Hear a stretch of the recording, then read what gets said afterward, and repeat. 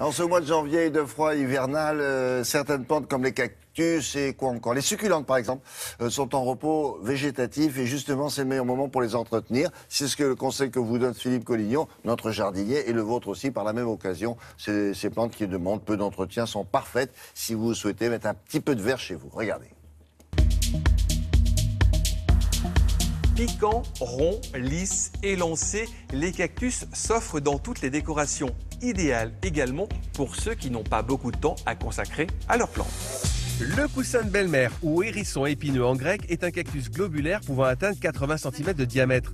Originaire du centre du Mexique, ce cactus à la géométrie parfaite est un sujet ornemental très apprécié dans les jardins.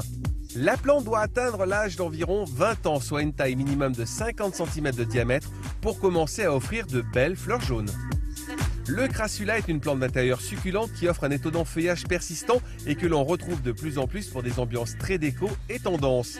L'entretien est à la portée de tous, même si quelques soins vous permettront de le maintenir toujours aussi beau. De la lumière, très peu d'eau, suffisent à produire une abondance de fleurs blanc crème. L'aloe vera est une plante d'intérieur très décorative, à la fois facile d'entretien et peu exigeante tout au long de l'année. Son feuillage est original et élégant et on l'utilise aussi pour ses vertus médicinales, notamment dans la cosmétique. Plante très résistante, particulièrement à la chaleur, elle sera aussi bien en extérieur l'été qu'à l'intérieur de votre maison en hiver. L'agave americana est originaire du Mexique et elle produit une fleur au bout de 15 ans. Mais quelle fleur, puisqu'elle peut dépasser les 10 mètres de hauteur. Après la floraison, épuisante pour la plante, elle mourra et laissera des rejets qui prendront la relève. L'originalité, l'animal pollinisateur de cette fleur est une chauve-souris.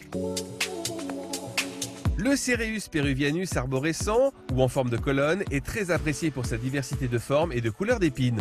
Il se cultive aisément et il est facile à multiplier par bouturage ou par semis. Ses aiguillons sont brun-rouge portés par une tige arrondie profondément cannelée de couleur vert foncé. Et l'été, ses fleurs en forme d'entonnoir sont de couleur blanche. La plante crayon est une plante succulente très vendue en jardinerie. Elle peut devenir grande comme un petit arbre. Elle sera maintenue à l'intérieur près d'une fenêtre ou sortie dans le jardin à partir d'avril. Astuce, si l'on veut limiter sa croissance, il suffit de l'arroser moins et de ne pas la rempoter souvent. Elle fera merveille en isolé dans une poterie en terre cuite ou dans une pièce moderne par exemple. L'euphorbe est l'une des plantes les plus vendues en jardinerie. On peut débuter avec elle sans problème. De la lumière, un dessèchement entre chaque arrosage et vous la garderez de nombreuses années. Préférez un mélange sableux avec un peu de terre de jardin. On l'isolera près d'une fenêtre pour avoir toutes les chances de la maintenir en bonne santé. Les pachypodiums sont parmi les plantes les plus recherchées par les collectionneurs de plantes succulentes. Elles sont originaires pour la majorité de Madagascar.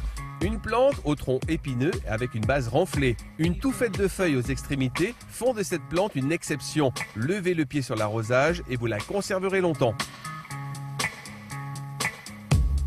Succulents, cactus, des plantes drôles, originales, à mettre en scène seules dans une belle poterie classique ou pourquoi pas flashy. Un arrosage contrôlé et une exposition lumineuse seront les garants d'une belle croissance.